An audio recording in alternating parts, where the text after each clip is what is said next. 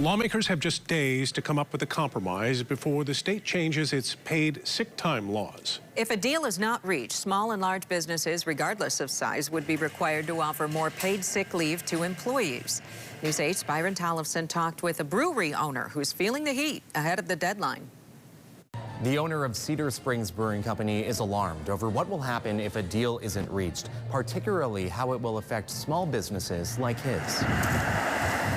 For the last decade, David Ringler has been serving up German beer at Cedar Springs Brewing Company, just over a 20-minute drive from Grand Rapids. Small business owners such as ourselves, we've mortgaged our homes and we've bet our kids' future on being able to create something that was going to last. With just days until Michigan changes its paid sick time laws, Ringler is already working on updating his employee handbook, but he worries if he'll have to change it again. We have to now wait to the very last minute before we can reform any policies that need to be reformed or make any changes. While lawmakers have made a deal preserving the tipped wage for restaurant workers, they have until Friday to reach a compromise on paid sick time. If they don't, because of a Michigan Supreme Court decision, the state will require businesses with 10 or more employees to provide up to 72 hours of paid sick time a year.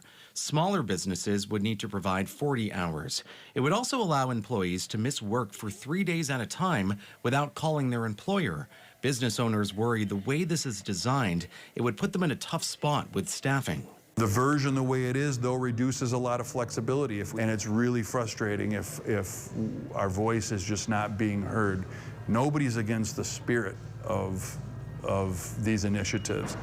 There's nuances in poorly written legislation that was never vetted. Lawmakers have been negotiating a compromise that would exempt small businesses from these changes, and party leaders have been optimistic that they'll reach a deal.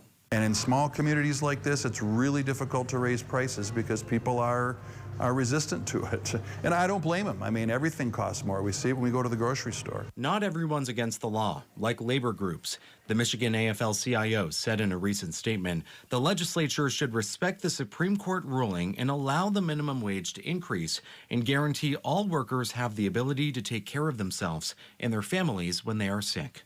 In Cedar Springs, Byron Tollefson, News 8.